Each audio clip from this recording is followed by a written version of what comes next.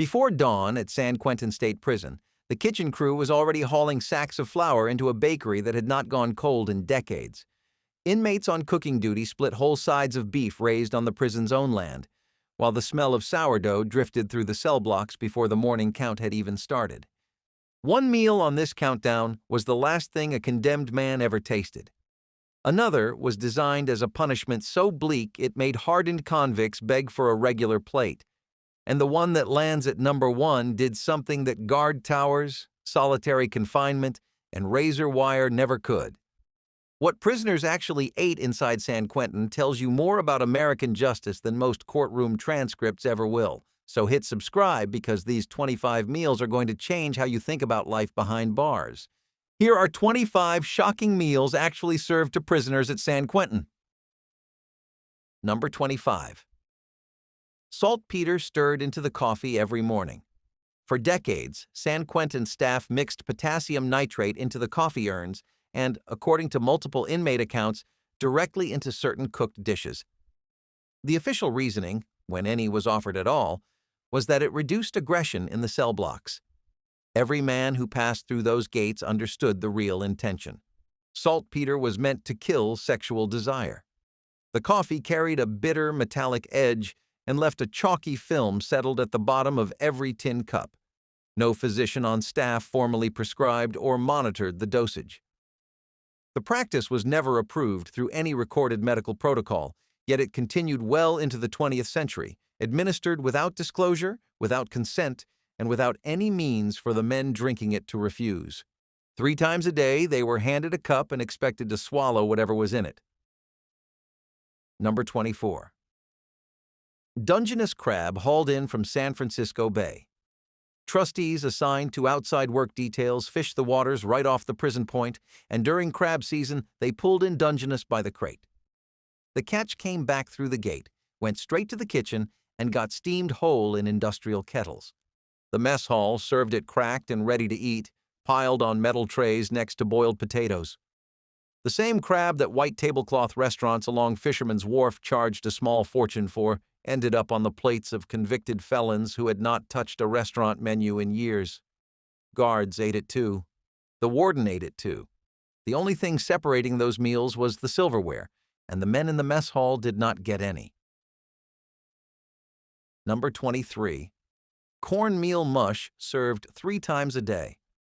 In San Quentin's earliest years, when California had barely become a state and the prison was little more than a converted brig anchored offshore, food was an afterthought.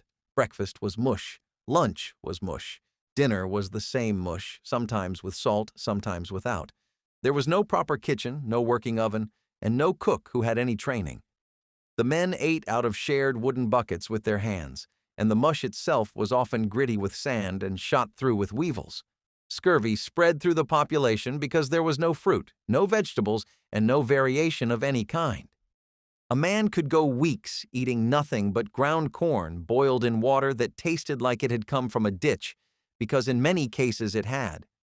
The state had built a prison before it figured out how to keep the people inside it alive. Number 22. Horse meat sold to the prison as beef. In the 1880s, San Quentin's food supply ran through a chain of private contractors with almost no oversight. State investigators eventually discovered that suppliers had been cutting rancid horse meat into the beef deliveries for years, pocketing the difference in cost while thousands of prisoners ate the result without knowing what was on their trays. The meat arrived already turning gray and smelling sour, but the kitchen staff cooked it anyway because refusing a shipment meant the men went hungry. A grand jury report from the period described carcasses arriving at the prison gate with no inspection stamps and no documentation of origin. The prisoners who ate it had no recourse, no complaint process, and no alternative. They chewed what was put in front of them, or they starved. When the scandal finally broke, the contractors faced almost no consequences, and within months, a new set of suppliers was doing the same thing. Number 21. Pork butchered from hogs raised on prison grounds and fattened on the men's own table scraps. San Quentin kept a working hog farm on the edge of the property for much of its history. After every meal, uneaten food was scraped off trays, collected into steel barrels, and hauled out to the pig enclosures by inmates on farm detail. The hogs consumed what the prisoners had refused. Months later, those same animals were slaughtered in a facility within the prison walls, and the resulting cuts of pork were delivered straight back to the kitchen and served to the same population that had produced the waste. Prisoners assigned to the farm knew exactly what the animals had been eating because they were the ones dumping the barrels. The men sitting in the mess hall did not. They chewed the pork, cleared their trays, and never saw the closed loop that connected what they left behind to what landed in front of them next. Number 20. Extra meal privileges earned by volunteering for medical experiments. From the 1920s through the 1950s, San Quentin's chief surgeon, Dr. Leo Stanley, ran a sprawling program of medical procedures on prisoners who technically volunteered, though the line between voluntary and coerced blurred fast inside a penitentiary. Men who submitted to experimental injections, blood draws, and surgical grafting procedures received better food, extra portions, and occasional access to items like real fruit and chocolate that the general population never saw. Stanley performed hundreds of these procedures over 3 decades, including transplant operations that would have been considered extreme by any outside standard. The men who lined up for them did so knowing the risks were real and the rewards were a second helping of mashed potatoes and a slab of cake. In a place where hunger was constant and the food was already bad, a warm extra tray was enough to put a man on a surgical table. Number 19. Abalone served when it was still considered ordinary food. In the late 1800s and early 1900s, abalone was cheap and abundant along the California coast. San Quentin sat right on that coast, and the prison took full advantage. Prisoners ate pan-fried abalone that today would cost well over $100 a plate at any restaurant in the state. At the time, nobody thought twice about it. Abalone was common fare, the kind of thing you fed to laborers and inmates because it was plentiful and it filled stomachs for almost nothing. Today, it is protected by law, harvested by permit only, and treated as one of the most expensive delicacies on the Pacific coast. The men at San Quentin ate it the way most people eat canned tuna. Number 18. Cold mush shoved through a slot into pitch-black dungeon cells. Before California reformed its isolation practices, San Quentin maintained underground punishment cells known simply as the dungeon. Men locked inside sat in near-total darkness on stone floors with no furniture and no toilet beyond a bucket. Meals were a tin plate of cold cornmeal pushed through a narrow opening at the base of the door, twice a day if the prisoner was fortunate, once if the guards decided otherwise. There was no utensil. Men ate with their hands in the dark, unable to see what they were putting in their mouths, unable to tell whether the texture under their fingers was food or something that had crawled onto the plate. Some men spent weeks in those cells. By the time they came out, they had lost enough weight that their uniforms hung off their frames, and the first real meal in the mess hall hit their stomachs so hard they could not keep it down.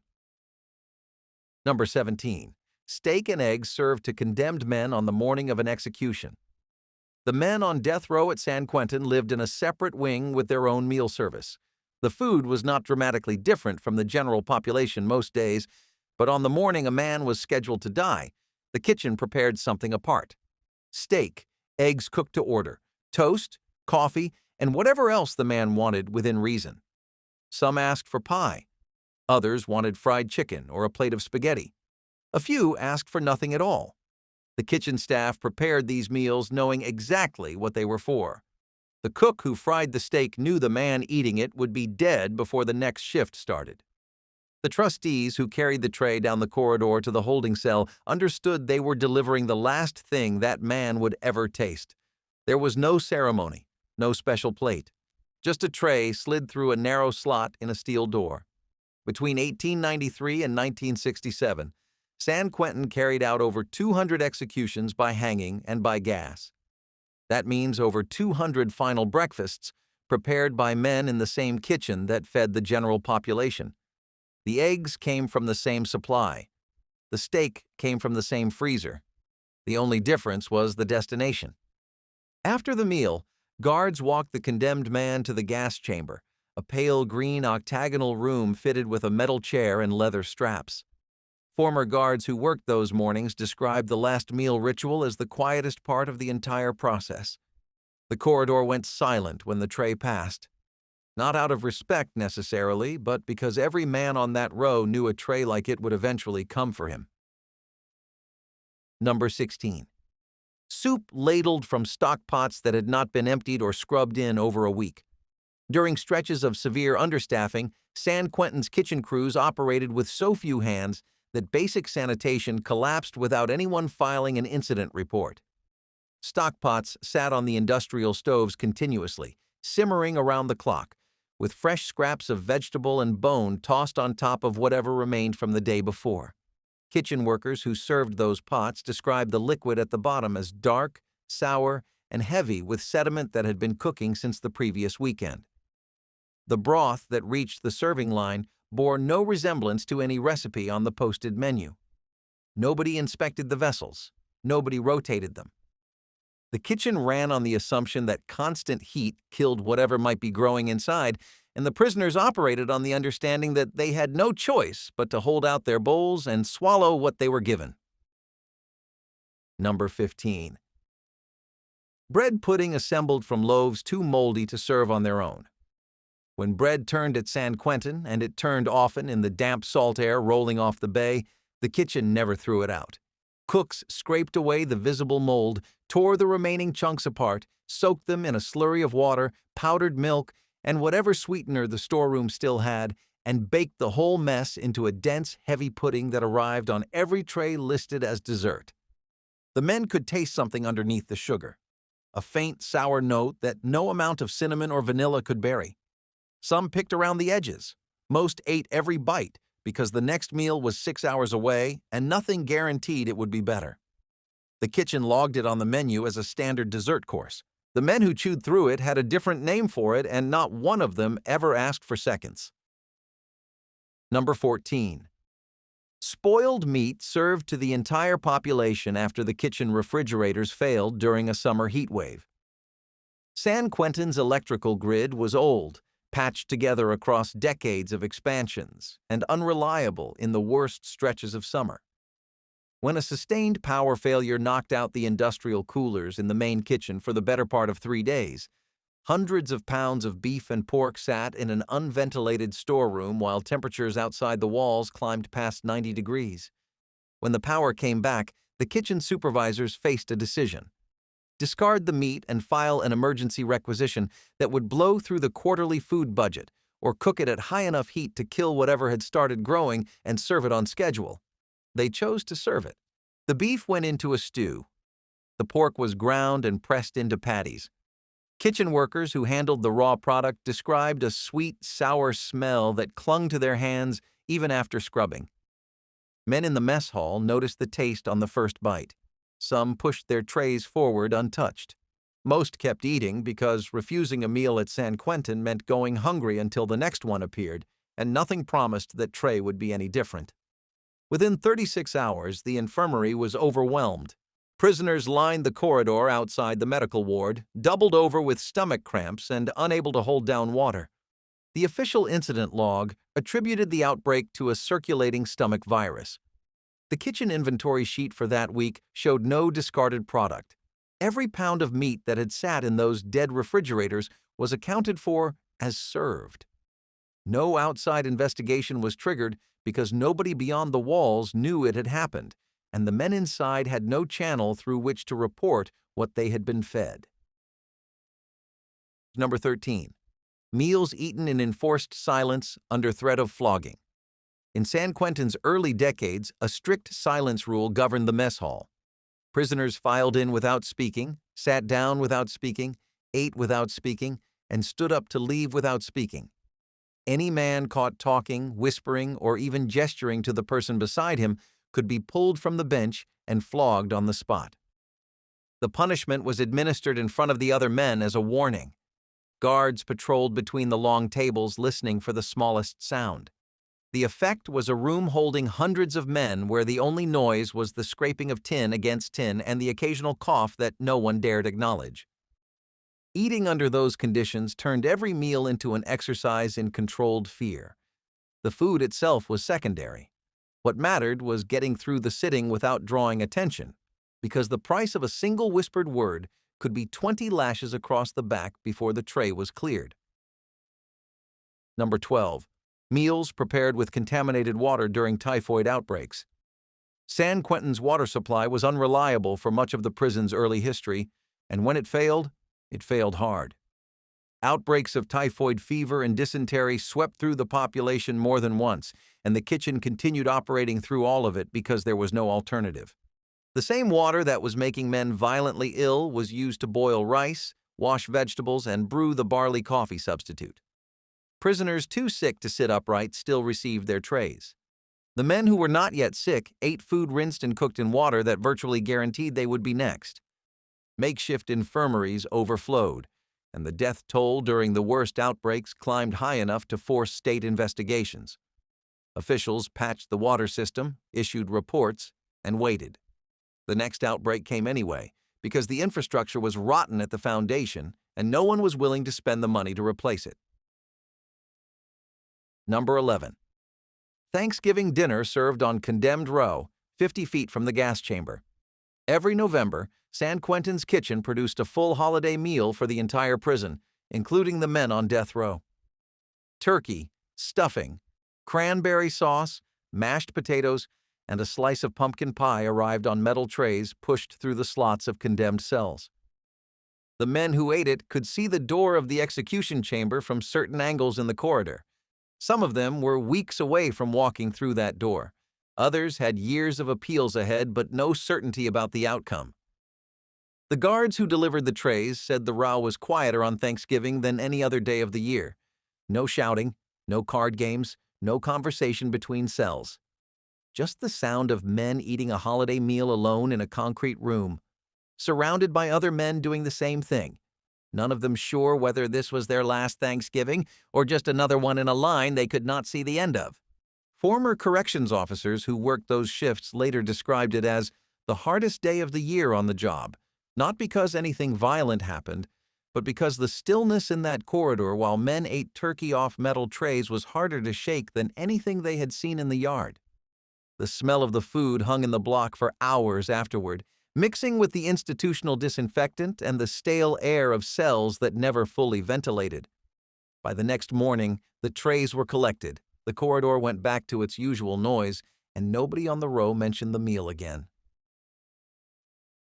Number 10. The disciplinary loaf. When old-fashioned punishment rations were phased out, something arguably worse took their place. The disciplinary loaf, sometimes called Nutriloaf, was every component of a balanced meal ground together and baked into a single dense brick. Bread, vegetables, beans, meat, and sometimes cheese, all processed into a block that technically met nutritional standards but bore no resemblance to anything a person would choose to eat. There was no taste to speak of and no texture beyond density. Prisoners who received it described chewing through wet cardboard mixed with sand. It was designed not to nourish, but to break compliance out of men through sheer culinary misery. Courts in California eventually reviewed the practice, and some judges ruled that weaponizing food this way crossed the line into cruel and unusual punishment. Number 9. Slop served during the food riot lockdown of 1950. When San Quentin prisoners rioted in 1950, one of the primary triggers was the food. Men had been complaining for months about spoiled meat, watery soup, and portions that shrank while the population grew. The riot shut down normal kitchen operations entirely. During the lockdown that followed, meals were reduced to whatever could be prepared cold and distributed without opening cell doors. That meant bread, sometimes a scoop of canned beans, and water. For days, the men received nothing that had been heated, nothing that had been seasoned, and nothing that qualified as a full meal by any standard. When the prison finally restored regular food service, the kitchen was understaffed because several of the inmates who had worked there were now in solitary. The meals that came out of that skeleton crew were worse than what had triggered the riot in the first place. Number 8. Bread and water for 30 consecutive days. Before the Reform era, When a prisoner at San Quentin broke the rules badly enough, the punishment was the dungeon. And the dungeon diet was exactly what it sounds like. 1 piece of bread and 1 cup of water per day, delivered through a slot in a heavy door that opened into near-total darkness. No hot food, no seasoning, no second serving. A man could drop 20 pounds in a single stretch. The practice continued for decades before reformers and courts forced the prison to abandon it. And even after the formal policy ended, reduced rations remained a standard disciplinary tool well into the 20th century. Food at San Quentin was never just food. It was leverage. Obey, and you eat. Disobey, and you learn what hunger actually feels like. Number 7. Mess hall breakfast served hours after a man was executed in the building next door. San Quentin carried out executions in the early morning hours, typically between midnight and dawn. The men in the surrounding cell blocks heard the preparations through the walls. They heard the footsteps, the doors, the muffled voices, and then the silence that meant it was done. A few hours later, the breakfast bell rang, and those same men filed into the mess hall to eat scrambled eggs and toast as if nothing had happened. Guards did not acknowledge the execution. No announcement was made. The food was served on the same schedule, at the same temperature, by the same kitchen crew. But the men who sat down to eat that morning carried the knowledge of what had happened a few hundred feet from where they were now chewing their bread. Some men could not eat for days after an execution. Others ate everything on the tray and asked for seconds, because inside San Quentin, refusing food for any reason was a weakness other men would notice. Number 6. Force feeding administered to hunger-striking prisoners through a rubber tube. When prisoners at San Quentin went on hunger strikes to protest conditions, the state had a policy. No man was allowed to starve himself to death on California's watch. After a set number of days without eating, the prison medical staff intervened.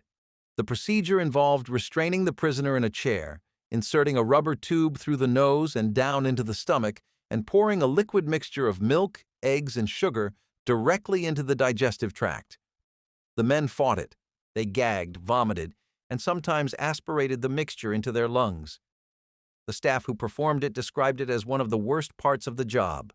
But the orders were clear, and the feedings continued until the prisoner either agreed to eat on his own or was too broken to resist. The meals that followed a forced feeding were often untouched. A man whose throat had been raw from a tube pushed down it an hour earlier was not reaching for a dinner roll.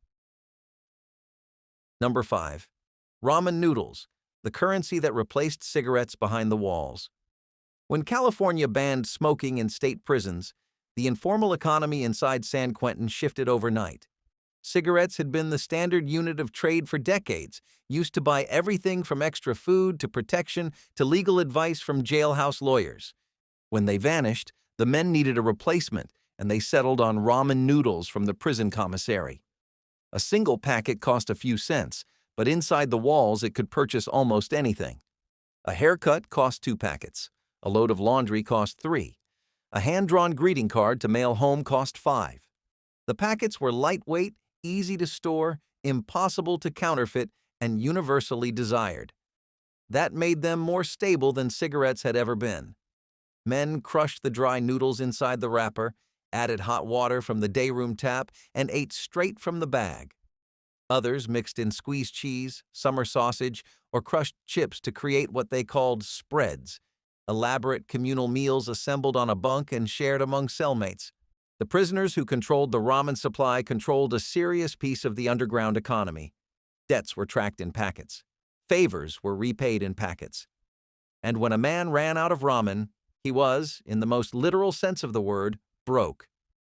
The commissary eventually started capping how many packets a prisoner could buy per week, not out of nutritional concern, but because the sheer volume of trade was creating security problems the staff could not manage. Fights broke out over unpaid ramen debts. Thefts spiked around commissary delivery days, and the men who had stockpiled hundreds of packets found themselves holding more purchasing power than some of the guards earned in a shift.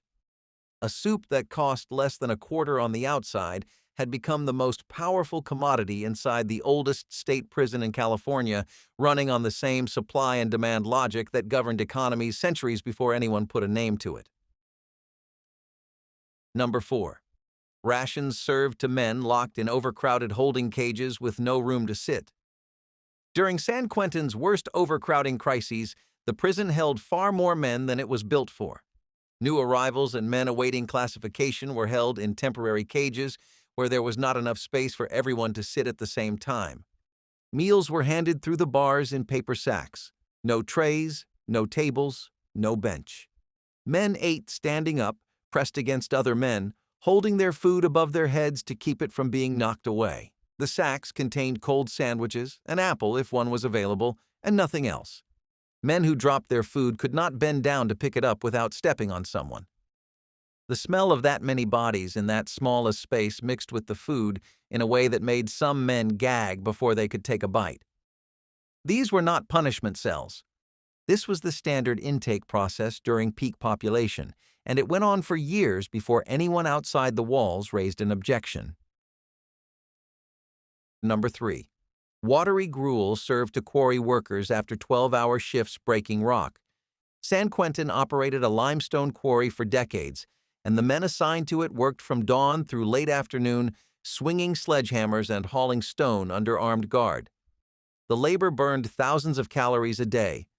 The evening meal waiting for them was a bowl of thin-grain porridge, a piece of bread, and water. The calorie deficit was severe enough that men on quarry detail lost visible weight within weeks of assignment. Their hands bled from the hammers, their backs seized from the lifting, and the meal at the end of the day replaced almost nothing their bodies had burned. Guards who supervised the detail noted that quarry workers ate faster and more desperately than any other group in the mess hall, scraping every trace of porridge from the bowl and tearing their bread into pieces small enough to make it feel like more than it was. Some men requested transfer to any other detail, including the laundry and the jute mill, simply to escape a work assignment where the food never matched the labor. Number 2. The last meal requested before the gas chamber. Every man scheduled for execution at San Quentin was allowed to choose a final meal. The requests ranged from plain to elaborate. One man asked for a T-bone steak, a baked potato, and chocolate cake. Another wanted nothing but a bowl of ice cream. A third requested fried chicken, corn on the cob, and a cold glass of milk, the same Sunday dinner his mother used to put on the table. The kitchen honored every request it could. If the ingredients were on hand, the meal was prepared exactly as asked. If they were not, the cooks got as close as possible and sent it down the corridor without comment. There was no budget limit and no restriction on quantity, though most men ordered far less than they were allowed. What the public was never told was how often those trays came back untouched. The men who asked for their childhood favorite, or a replica of the last meal they ate as free men, sometimes could not bring themselves to take a single bite. The food sat growing cold under fluorescent lights that never shut off, and the guards collected the tray the same way they collected everything else, quietly and without looking at the man behind the door. Number 1. The Christmas morning breakfast that stopped the noise. On Christmas morning, the kitchen crew started earlier than any other day of the year. By the time the cell doors rolled open, the mess hall held something no one expected. Scrambled eggs, thick-cut bacon, sausage links, pancakes with real maple syrup, fresh squeezed orange juice, and coffee strong enough to stand a spoon in. The tables had been wiped down. The trays were set out in rows. And when 5,000 men walked in, something happened that almost never happened inside San Quentin. The room went quiet. Not silent. Not peaceful. But quiet in a way that caught even the guards off balance. Men who spent every other morning shouting across tables, watching their backs, and claiming territory simply sat down and ate. The food was not gourmet and it was not complicated. It was a breakfast that any diner in any small town in California could have served on a Sunday morning. But inside those walls, where every meal was a transaction and every table was a boundary, a plate of bacon and pancakes on Christmas was enough to make men forget for 20 minutes exactly where they were. Former correctional officers who pulled Christmas shifts described it as the strangest day of the year. Not because of what happened, but because of what did not. No fights, no threats, no trays thrown, just the sound of forks on metal plates and 5,000 men eating in something that felt close to peace. A lifer near the back of the hall sat holding a cup of coffee he was not drinking, staring at the tray like it was a photograph of somewhere he used to live. By lunch, the walls had gone back up. The shouting returned. The mess hall became what it always was. But for one meal, one morning, the kitchen had done something that guard towers, solitary cells, and razor wire never could. It made the room feel human. Those are 25 meals that crossed the trays at San Quentin, from sourdough and Dungeness crab to punishment loaves and the last plates laid down before the gas chamber. Every one of them carried more than calories. It carried power, punishment, mercy, and every now and then, something that looked a lot like grace. Drop a comment and tell us which meal surprised you the most. And if you have not hit subscribe yet, now is the time, because we have more stories coming from behind walls that history tried to forget.